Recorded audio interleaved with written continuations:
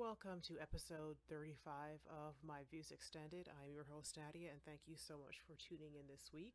Aside from this podcast, which is posted on Tuesdays, you can learn more about me on my blog at nadiadanella.com, where I post on Mondays, Wordless Mondays, which is through pictures. Wednesdays, where I focus on various reviews and or DIYs. This will not be every Wednesday, just every other Wednesday starting this week. Thursdays, when I post recipe links back to nadiadanella.com for printable recipes from my new YouTube cooking channel called Nadia's Kitchen Creations. I'm still in the process of creating a free newsletter once a month where everything that I've done throughout the month, or at least the highlights of what I've done throughout the month, is in one place, with of course some extra or bonus material that I hope is of use to you or to someone that you may know. So of course, I would love that if you pass it on. You can also keep up with me on Facebook, Instagram, Pinterest, and Twitter, and I will leave links to all social media sites in the show notes. If you have any questions, you can contact me at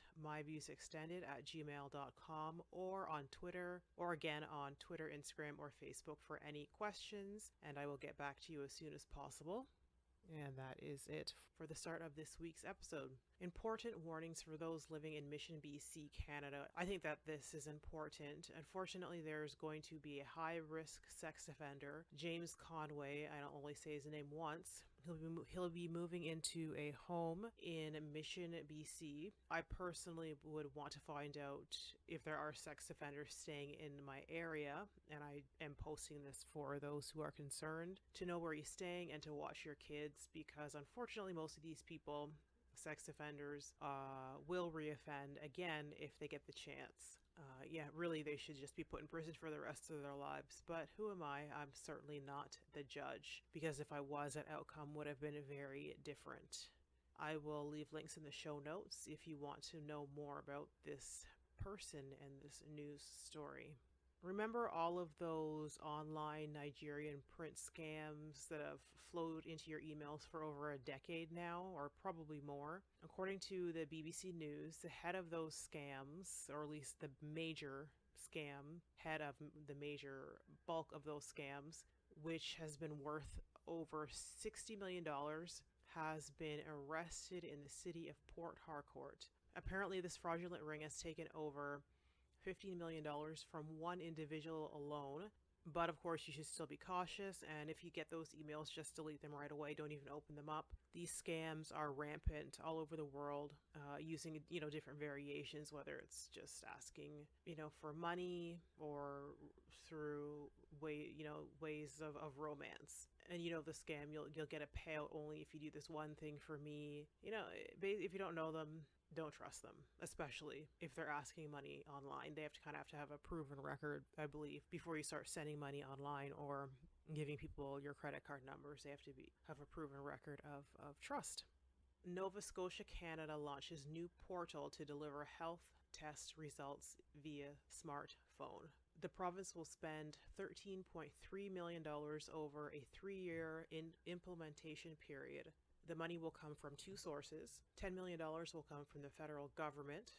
$3.3 million will come from the province of Nova Scotia. This new system will save patients visits to the doctors, they're hoping. And I mean, that's a great thing, because for many of us, it's very inconvenient because time has to be taken off from work, or the shortage of doctors in certain communities can mean weeks before you're even seen to get test results. More importantly to me, the cloud technology will have all of your records in one place, and these will be available to your doctor or doctors. There's no need to wait for weeks for the test results from your specialist to reach your general practitioner. And I hope that the rest of the country will follow suit. Many people, including myself, have changed provinces, and having one system no matter where you are in the country would be helpful for patients and doctors alike. What do you think of a cloud system for patient records, communications, test results, etc.? And this is from globalnews.ca. In more health news out of Ontario, Canada, but unfortunately this is not good news for those in palliative care. And palliative care, definition from the WHO, palliative care is an approach that improves the quality of life of patients and their families facing the problem associated with life-threatening illness through the prevention and relief of suffering by means of early identification and impeccable assessment and treatment of pain and other problems, physical, psychosocial, and spiritual. You can go to the link that I'll provide in the show notes for a more detailed explanation of palliative care for adults and children at the WHO's website. The Ontario government will no longer fund high-strength opioids for patients in palliative care. The funding cut is for patients who use the Ontario Drug Benefit Program, a drug assistance program in Ontario. The reason given: troubling addiction rates. Let's face it, most people in palliative care are going to be there for a long, long time, and most of them are not going home. Yes, addiction is a huge problem all over the country and all over many, many Western countries. But to deny people pain medication or medications that will help ease other symptoms of their illness, such as nausea, is just barbaric. The government of Ontario and the federal government has the money. They just want to spend it in other ways. Or really, I personally think it's a way, like many things that they do when it comes to any kind of social assistance program, it's a way to punish low-income families, low-income people, in this case, low-income patients. All governments around the world are famous for making people who cannot pay literally pay, and in this case, pay with their health and suffering.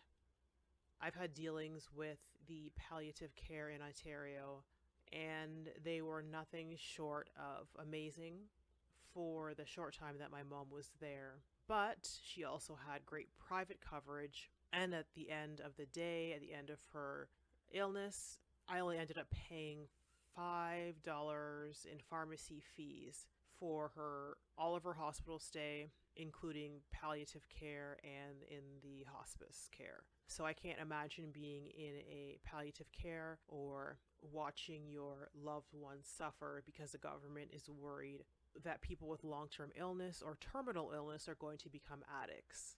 Should we look at other pain medication or other pain management or side effects of the medication, other management other than strong opiates? Sure.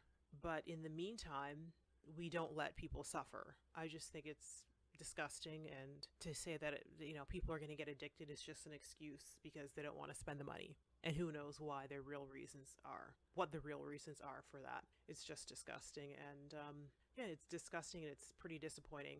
I will leave links to the cbc.ca news article in the show notes and to the WHO.int cancer palliative definition, so you can read a little more into that and what it entails. What I'm grateful for this past week. I'm grateful for my reintroduction to the art of coal grilling. Although it was a complete fail. I think I started at 6:30, and by 8 p.m. I was like, yeah, this isn't really going to work. So I just had to finish off my food in the oven. But it had a great smoke taste from my wood chips. But anyway, I've only used gas or propane grills for over 20 years now. So it's been more than a minute since I've had the fun of starting and maintaining a charcoal grill. But this weekend I will try again, and now that I know what I did wrong, it will be a success. It's a cute little grill. Can't remember the name of it, but anyway, it's a cute little grill. It's got a 14-inch grilling space, perfect for 3 to 4 people, and perfect for my little patio. I really miss outdoor cooking. And the other bonus is that since it doesn't really get cold here in BC, like back home in Ontario, I can grill parka free all year round. So yay for grilling, and yay for me jumping back into the charcoal grilling saddle. Thank you for tuning into episode 35 of My Views Extended. I would love to hear feedback and comments of what you think of this podcast and the topics that I've discussed this week. You can listen to My Views Extended at nadiajanelle.com and on YouTube, where you can subscribe, like, rate, and or leave a comment. Closed captioning is also available through the YouTube channel, and that is at Nadia Donella. I will leave links in the show notes, and as more listening platforms are added or changed, I will let you know. Till next time, this is Nadia.